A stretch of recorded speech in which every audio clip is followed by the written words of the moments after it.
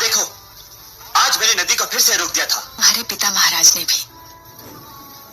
पिता महाराज?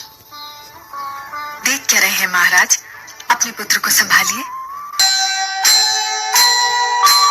आस कह रही श्वास से, मांगे बिन मोती मिले, मांगे मिले न भीख, मांगे मिले न भीख। माँ ने मेरा नाम देवव्रत रखा है।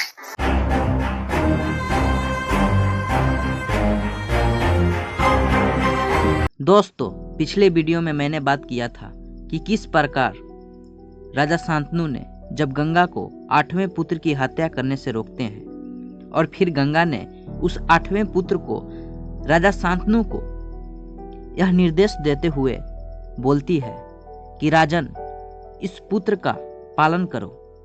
अब आगे क्या हुआ उस पर हम बात करेंगे। गंगा उस 8वें पुत्र का नाम गंगा दत्त रखी थी।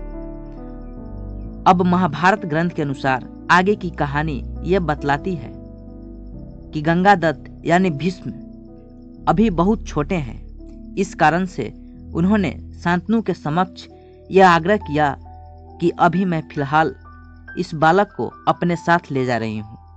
जब यह बालक युवा अवस्था में आएगा और इसकी शिक्षा पूरी हो जाएगी, तब मैं इसे आपके पास लाऊंगी और आपका इस पराक्रमी पुत्र को आपको सौंप दूंगी। तो राजा शांतनु ने इस बात पर अपनी स्वीकृति रखते हुए और गंगा को ऐसा करने से ना रोकते हुए गंगा को भीष्म के साथ जाने की अनुमति देते हैं। कुछ दिनों के पश्चात जब उनकी शिक्षा यानी भीष्म पितामह की शिक्षा पूरी हुई, अब तक वे काफी युवा हो चुके थे और गंगा अपनी पुत्र को राजा शांतनु के पास लाकर कहती है, पूर्व काल में आपने अपने जिस 8वें पुत्र को मेरे गर्भ से प्राप्त किया था, यह वही है। यह संपूर्ण शस्त्र विद्याओं में अत्यंत उत्तम है। जिस शास्त्र को आप जानते हैं वह भी आपके इस महाबाहु महात्मा पुत्र में अंग और उपांगों सहित पूर्ण रूप से प्रतिष्ठित है, जो दूसरों से प्राप्त नहीं होते। यह प्रतापी महर्षि परशुराम जिस अस्त्र विद्या को जानते हैं वह भी मेरे पुत्र में प्रतिष्ठित है। यह कुमार राजधर्म तथा अर्थशास्त्र का महान पंडित है। मेरे दिए हुए इस महान धनुर्धर वीर पुत्र को आप घर ले जाइए। राजन, मैंने इसे पाल पोसकर बड़ा कर दिया। अब आप अपने पुत्र को ग्रहण कीजिए और इसे घर ले जाइए।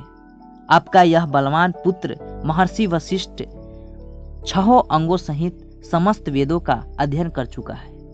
यह अस्त्र विद्या का भी पंडित है, महान धनुर्धर और युद्ध में देवराज इंद्र के समान पराक्रमी है।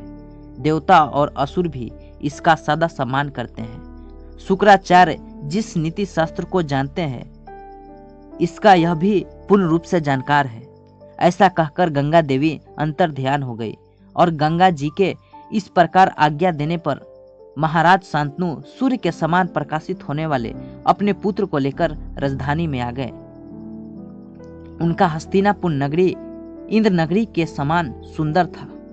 पुरु राजवंशी राजा शांतनु पुत्र सहित उसमें जाकर अपने आप को संपूर्ण कामनाओं से संपन्न एवं सफल मनोरथ करने लगे और उन्होंने इस महात्मा एवं गुणवान पुत्र को राजकाल में सहयोग करने के लिए समस्त पर्वों के बीच में युवराज पद पर अभिषिक्त कर दिया। धन्यवाद।